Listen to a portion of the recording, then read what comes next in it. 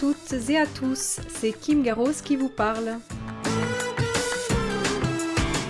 Pour les passionnés d'EBP ou simples curieux, et parce qu'il ne devrait pas être difficile de se tenir au courant des dernières avancées scientifiques, Physio Network France et l'agence EBP vous offrent ce podcast.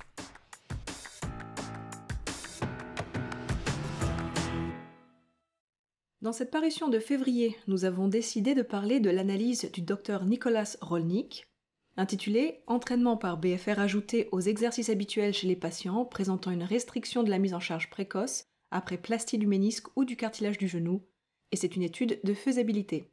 Il y a 3 points clés essentiels dans cette analyse. Le premier point clé est que l'atrophie consécutive à une intervention chirurgicale est un problème majeur qui peut avoir un impact sur la récupération à long terme. Le deuxième point clé est que la restriction du flux sanguin à faible charge a été proposée comme stratégie pour lutter contre l'atrophie après une chirurgie orthopédique. Il a été démontré qu'elle offre des avantages similaires à ceux du renforcement avec des charges lourdes. Et enfin, le troisième point clé, c'est que cette étude fournit un support préliminaire pour l'intégration précoce de l'entraînement par restriction du flux sanguin à faible charge dans le protocole de récupération post-chirurgicale des patients après une réparation des ménisques ou du cartilage. Quels ont été les contextes et les objectifs ? Dans les jours qui suivent l'immobilisation des membres ou la restriction de la mise en charge, une atrophie musculaire locale se produit qui affecte de manière disproportionnée la musculature antigravité. Par exemple, les fessiers, les quadriceps et le complexe gastrocnémien solaire. Cela nuit au processus de récupération. Se référer à la première référence à la fin du podcast. Suite à des chirurgies de réparation du cartilage ou du ménisque, des restrictions d'appui sont conseillées pour réduire la perturbation potentielle du site chirurgical et favoriser la guérison. Récemment, une technique appelée restriction du flux sanguin, Blood Flow Restriction, BFR, a été utilisée dans le cadre orthopédique pour des patients sans appui autorisé. Il a été utilisé à faible charge, à 20-30% de 1 rep max, ou avec aucun poids. Là, il faudra se référer au deuxième article à la fin du podcast. Ce qui fournit potentiellement une solution pour combattre la perte post-chirurgicale de muscles et de fonctions pendant la période de rééducation initiale. Le but de cet article était d'étudier si l'ajout de 9 semaines de BFR à faible charge supervisée et non supervisée à domicile aux soins habituels était faisable dans une cohorte de patients après une réparation du ménisque ou du cartilage. Voyons ensemble la méthodologie. Cette étude a examiné les effets de 9 semaines de BFR à faible charge ajoutés aux soins habituels à partir de la semaine 4. Pour ça, on se référera à la figure 1 que nous décriverons tout à l'heure. Chez 42 patients ayant subi une réparation du cartilage, donc 21 patients de ces 42, ou une réparation du ménisque, la deuxième partie des 21 de ces 42 patients. Alors voyons ensemble la figure 1 qui est un résumé du protocole pendant les 12 semaines. Donc, des semaines 0 à 3, on a les exercices habituels, c'est-à-dire 7 séances par semaine non supervisées, 21 à domicile. Des semaines 4 à 6, les exercices habituels, donc 7 séances semaine, 18 à domicile, 1 par semaine supervisée, plus le BFR. Et avec 5 séances par semaine, 12 à domicile et 1 par semaine supervisée. Ensuite, des semaines 7 à 12, il y a les exercices habituels à raison de 3 séances par semaine, 6 à domicile et 2 par semaine supervisées, plus le BFR, là encore 5 séances par semaine, 18 à domicile et 2 par semaine supervisées en groupe. Et enfin, à partir de la semaine 13 et au-delà, les exercices habituels non supervisés, plus le BFR non supervisé. Les soins habituels consistaient en 4 exercices de renforcement différents et 2 exercices de gain d'amplitude que les patients devaient effectuer à domicile jusqu'à la semaine 6 post-op, lorsqu'un programme basé sur des critères a ensuite été intégré au plan de traitement, en plus des exercices d'équilibre. Lorsque le patient et le clinicien ont senti que les exercices étaient maîtrisés, ils ont ensuite progressé vers des exercices en charge. Le programme d'exercice par BFR était composé exclusivement d'un exercice d'extension jambes assises, donc il y a une vidéo sur l'article en ligne que j'essaierai de vous décrire, supervisé et non supervisé. Les éléments spécifiques du programme sont listés dans la figure 2 que nous décrirons tout à l'heure. Sur la vidéo, vous pouvez voir votre patient avec 2 brassards de BFR autour des cuisses, effectuant des extensions de genoux en chaîne ouverte avec une charge appliquée au niveau de la cheville. Voyons ensemble la figure 2 qui sont les éléments de l'intervention par BFR. La figure 2 est un tableau comportant 2 colonnes une colonne listant les variables et la deuxième colonne listant les exercices d'extension du genou. Donc à chaque variable, il va y avoir certains exercices d'extension du genou. Donc pour la variable charge et répétition maximum, on a des exercices d'extension du genou à 30% de 1 rep max, variant entre 20 et 40% de 1 répétition maximale. Ensuite, la variable de répétition par série. Avant les 6 semaines, nous avons des répétitions de 30, 15, 15 et maximum 30. Après les 6 semaines, nous avons des répétitions de 30, 15, 15 et 15. Dans la variable série par séance, il y en a toujours 4. Pour la variable repos entre les séries en secondes, cela varie entre 30 et 45 secondes. Pour la variable séance par semaine, nous en avons 5. Pour la variable durée de la période expérimentale en semaines, nous avons 9 semaines, grosso modo, 3 semaines sans charge et 6 semaines avec charge externe. Et enfin, pour la variable mode de contraction et secondes, on a 1 seconde en isométrique, 2 secondes en excentrique, 2 secondes en concentrique. Les critères de jugement dans cette étude ont été rapportés en aigu et évalués lors des séances supervisées des semaines 4 à 12 au départ et 16 semaines et 26 semaines après l'opération. Alors quels ont été les résultats ? 51 patients ont participé à l'étude, mais seulement 42 ont terminé le protocole. Aucun n'a abandonné à cause de la BFR. Par souci de synthèse, les résultats cliniquement pertinents sont présentés ci-dessous. Donc le temps total avec le BFR est approximativement de 11 semaines par patient.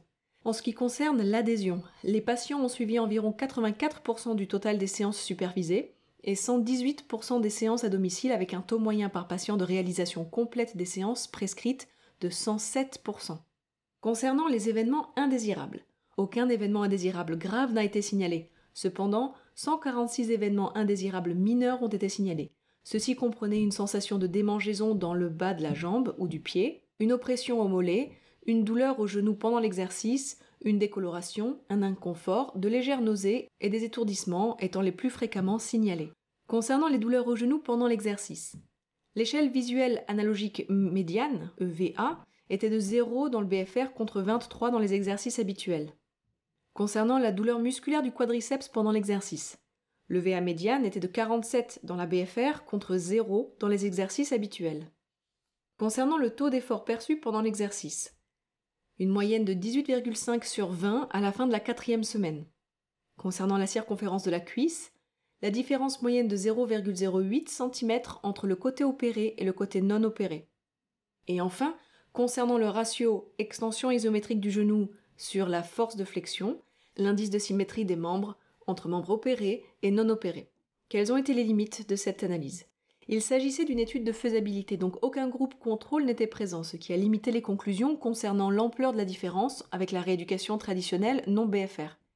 Le manuscrit était très difficile à interpréter concernant ce qui a été fait. Il y a un manque de congruence entre le protocole de rééducation publié exprimé dans l'article lui-même et ce qui était inclus dans les fichiers supplémentaires. Et enfin, les critères de jugement pour évaluer la taille, l'œdème et la force des muscles sont assez rudimentaires et sont plus sujets à des erreurs de mesure et ou à un manque de spécificité, dans les cas de la taille des muscles et des mesures circonférentielles.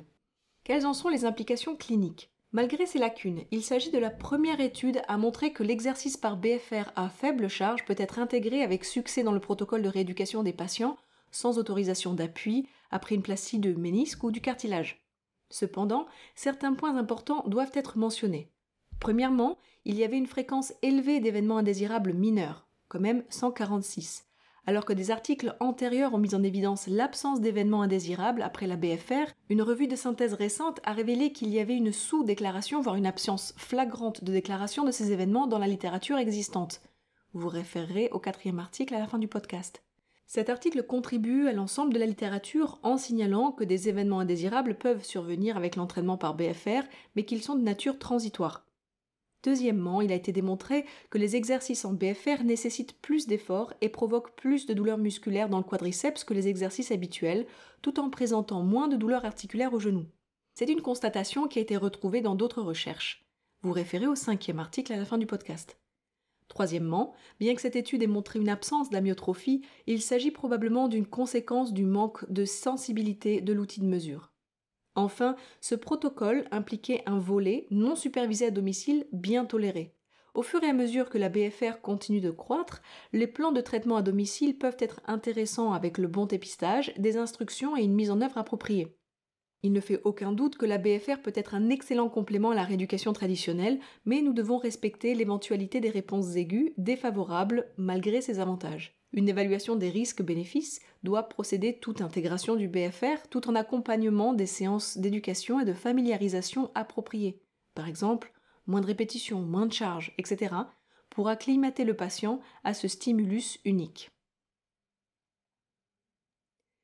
La référence de cet article analysé a été écrit par Jacobson, Torborg, Fisker, Kalmeson, Bandholm de 2021. Blood flow restriction added to usual care exercise in patients with early weight-bearing restrictions after cartilage or meniscus repair in the knee joint. A feasibility study. Journal of Experimental Orthopedics. Il y avait plusieurs références citées. La première, Atherton et collègues de 2016, Control of Skeletal Muscle Atrophy in Response to Disuse, Clinical and Preclinical Contentions and Fallacies of Evidence. Le American Journal of Physiology, Endocrinology and Metabolism. Deuxième référence, Patterson et collègues de 2019, Blood Flow Restriction Exercise, Considerations of Methodology, Applications and Safety, dans Frontiers of Physiology. Troisième référence, Rolnick et collègues de 2021, Perceived Barriers to Blood Flow Restriction Training, Frontiers in Rehabilitation Science. Quatrième, Minetti et collègues de 2019, The Safety of Blood Flow Restriction Training as a Therapeutic Intervention for Patients with Musculoskeletal Disorders, dans AJSM. Et la cinquième, Hughes et collègues de 2019, Comparing the effectiveness of blood flow restriction and traditional heavy load resistant training in the post-surgery rehabilitation of anterior cruciate ligament reconstruction patients, a UK National Health Service randomized control trial, dans Sports Medicine. C'est la fin de cette analyse d'article sur le BFR. Nous espérons que vous l'avez trouvé intéressant, que vous trouverez son implication clinique et son intérêt clinique dans votre pratique quotidienne. Et moi, je vous retrouve en mars.